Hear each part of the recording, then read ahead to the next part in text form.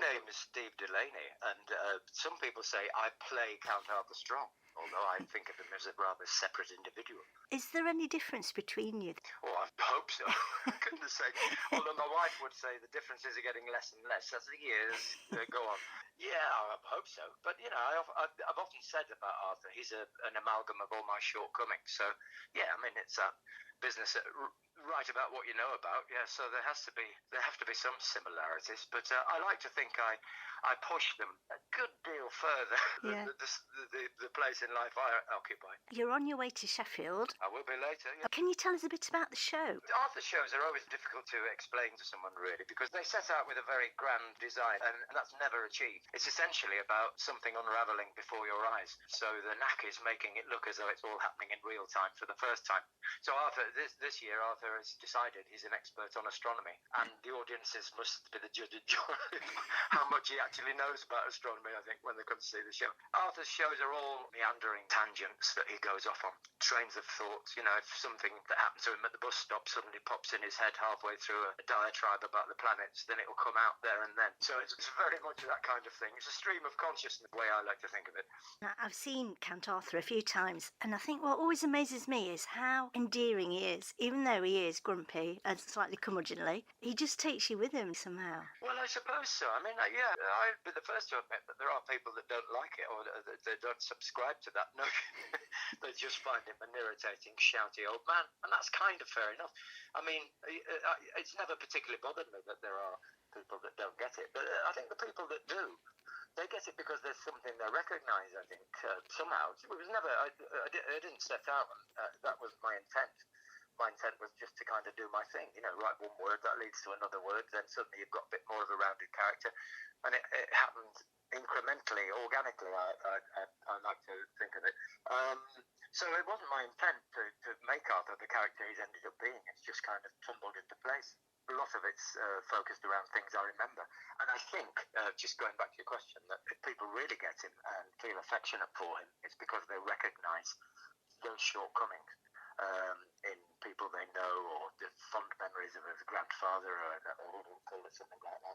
A lot of people say that to me, just like my granddad used to be, you know.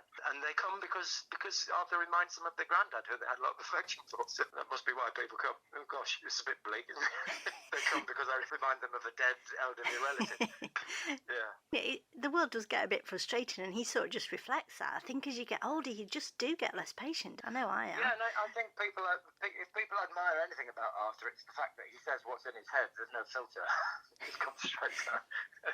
He confronts everything, right or wrong, and I think people like that too. You developed the character quite early on. I'm still developing him now. I would consider Arthur to be a character still in development. I know a lot more about him now, but I mean, I've been doing it for a good long old time, and when I first hit on kind of an embryonic version of Arthur when I was training to be an actor at drama school many years ago. Far too many years for it to be to remember. 30 odd years ago. I first thought, this is interesting. But you know, I was doing other things, seeking work as an actor and largely working as a carpenter while I was trying to do that. So, you know, I didn't do anything with Arthur as a character for over a decade out at drama college. And then probably because of frustrations about auditioning as an actor and not getting enough work and what have you, I thought, yeah, I'll give it a go. An old tutor, a friend of mine now, that was at my drama school, said, you should do that thing. You know, you did it. He used to keep reminding me about it. And so he and I ended up running some character comedy nights in London, and that's when Arthur first launched onto the London Comedy Fringe. And I've been doing Arthur ever since. But initially I brought him on very slowly because I packed acting in at that point, and as I say, I seemed to be able to pick up as much carpentry work as I wanted to. So that supported me. I could bring him on in my own way. I could hire comedy clubs, put an evening of character comedy on, or just put my show on. I could take him to Edinburgh, get the money together for Edinburgh and take him there. So, I mean, although working as a carpenter was not what I wanted to do particularly anymore, it enabled me to develop Arthur at my own pace, which is quite slowly. In terms of overnight success, Arthur wasn't it, and I would have hated that. I think I'd have stopped doing Arthur a long time ago if suddenly, you know, he didn't exist and I wrote a funny bit of material about him and then he suddenly became, you know, here, there and everywhere. I think I would have got fed up of it really, really quickly. As it is, I'm still enjoying it very much. It's, you know, it's the only thing I do. I invest all my time in it. It's what I do for a living, so it's great. And it gives you a lot of control, doesn't it, which as an actor you don't always have. Oh yeah, I mean, Yeah. my initial thought, that very first show I did as Arthur, when I got 20 minutes of material together. I mean, I wrote the material, I got the audience reaction was immediate, and literally I thought, this is it. This is kind of why I wanted to be an actor. I think in the first place, not to be versatile like they were trying to teach me to be when I was at drama school. Yeah. I realised that the versatility thing wasn't my thing. It just fragmented me too much. What I was good at, if I'm good at anything, is being extremely focused on one small thing and pushing it to absurd limits. And that was a great realisation. And literally packed acting in that night. Phoned my agent the next morning and said, look, there's other thing I want to do now, and I think you should pack it in. And it was as glib as that. It was the next day.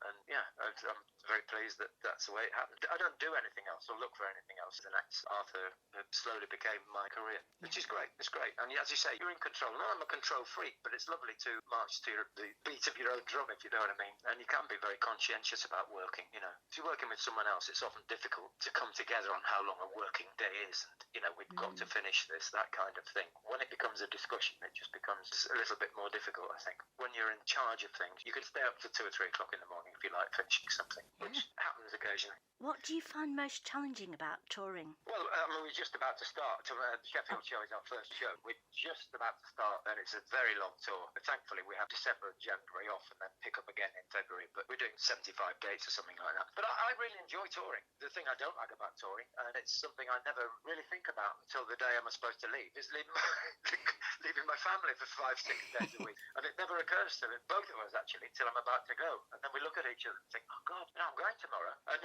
that's the thing that I don't particularly enjoy. But once I'm on the road with the show, and particularly 4 or 5 shows in, once I stop worrying about the dialogue and what have you, and stop running it during the day before the show, when I'm at that point, I really like it. I enjoy touring. I drive myself. I don't go in the van with everybody else. I enjoy the driving from place to place, seeing a bit. Not that you get a lot of time there, but checking out of one hotel and checking into exactly the same hotel 300 miles away. I quite enjoy that. Yeah, I'll be ready to stop as we're approaching the end, though. Don't worry about that.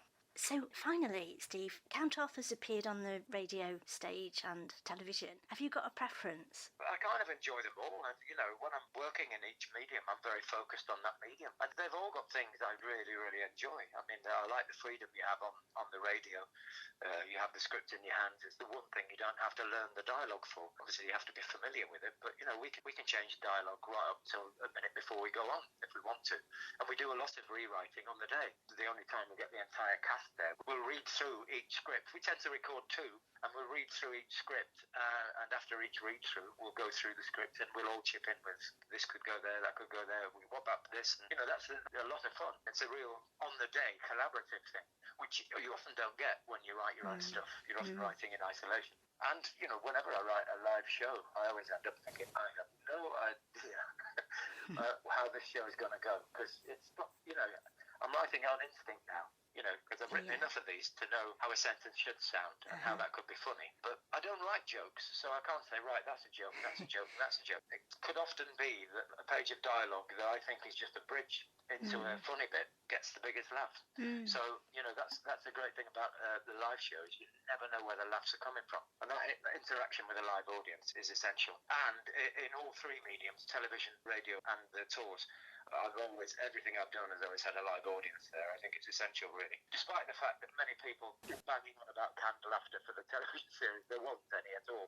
We had 300 people in every show we recorded, and that was the laughter. I enjoy them all, is an extremely short answer. If I could only ever do one of them, it would probably be the live shows.